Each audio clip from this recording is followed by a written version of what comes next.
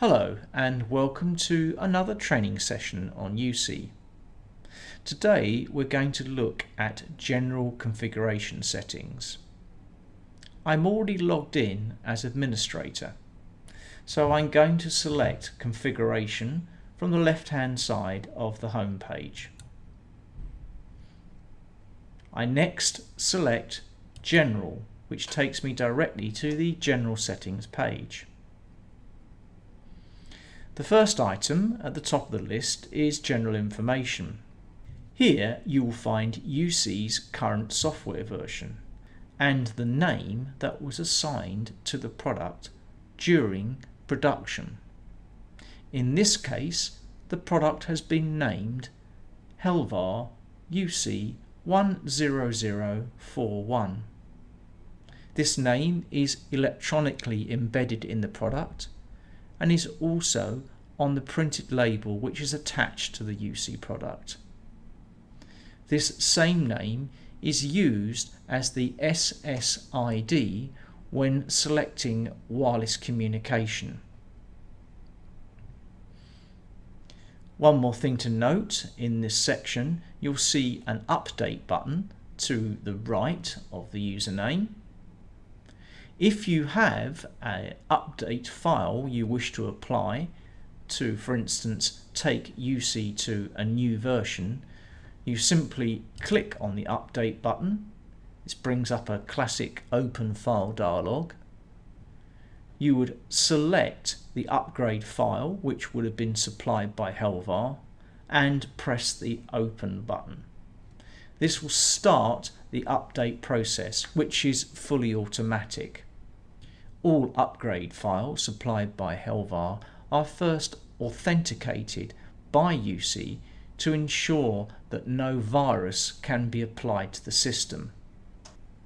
Immediately below general information we have SMTP email settings.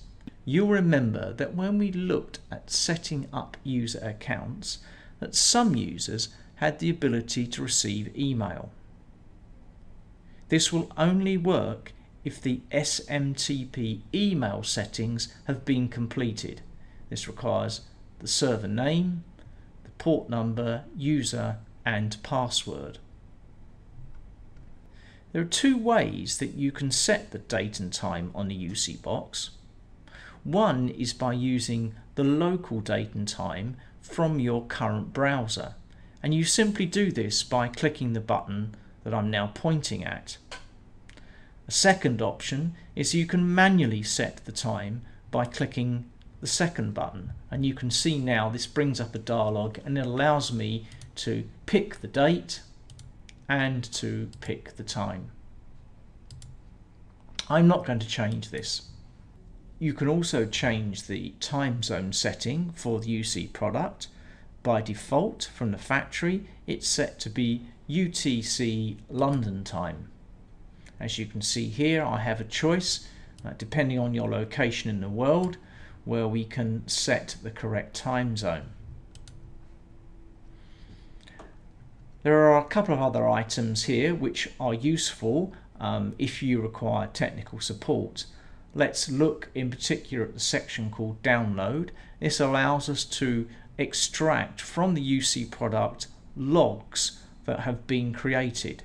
You also have the ability to download database backups which are made automatically by uSee while the product is operating. Finally, on this page we have the ability to restart the uSee product remotely. This is very convenient as you don't have to physically go to the device. One minor word of warning: if you're using a wireless connection and you restart the uSee product, then you will have to ensure that the wireless connection is manually re-established. Thank you very much for watching. That concludes this training session on uSee.